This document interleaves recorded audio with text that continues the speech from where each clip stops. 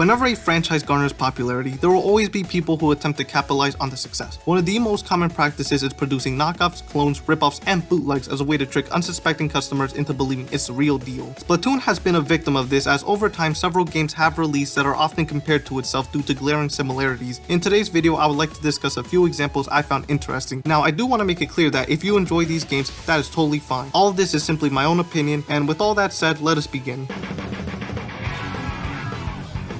Foamstars is an upcoming Square Enix title set to release on the PS4 and PS5 sometime in the near future. Upon its initial reveal, everyone immediately drew parallels to Splatoon, and honestly, can you blame them? The game's trailer along with the official description provided eerily look and sound similar. The fact that Foamstars is a 4v4 team-based shooter with multicolored ammo that features regular and special weapons akin to the ones found in Splatoon 3, as well as having the action take place on distinctly unique stages, really display this mentality. Granted, there are differences that give it a distinct identity, such as having multiple playable characters, an anime art style, and a nighttime city environment. However, the general gameplay feels like it used Splatoon as a basis, with the end result resembling a ripoff. Regardless, let's move on to our next entry.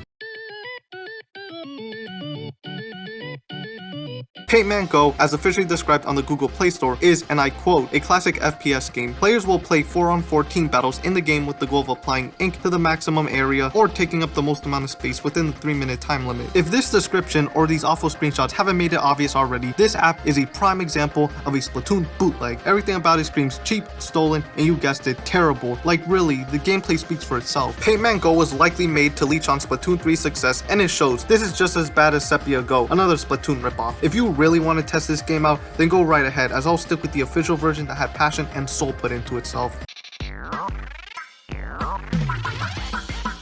Crayola Scoop is a rather bizarre game. Released in 2018, this title involves players using their scooter to execute some radical tricks in order to splash paint all over the various Scoop parks. Unlike the previous entry, Crayola Scoop mixes the colorful ink aesthetic of Splatoon with mechanics found in those old skateboard games. There are obvious factors here that resemble Splatoon, such as covering the ground with colored substances and vibrant backgrounds, although despite all of this, it doesn't fully feel like an intentional knockoff. Rather, these traits were implemented to fit the Crayola branding, since after all, they are known for their crayons and embracing creativity through color. I may be wrong, but the game feels as if it's trying to take two different concepts and merge them into something unique. With that said, it's still pretty bizarre.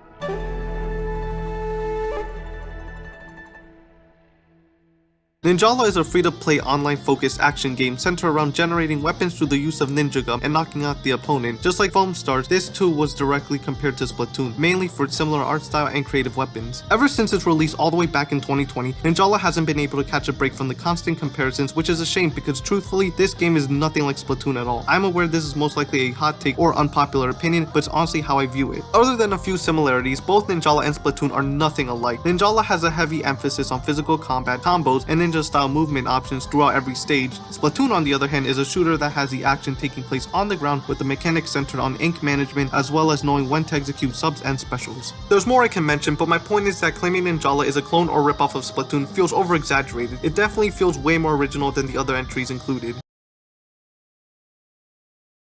What do all of you think? What games do you feel are clones or ripoffs of Splatoon? Let me know in the comment section below. Don't forget to help the channel grow by subscribing and clicking the like button. Anyways, this is Krill signing off.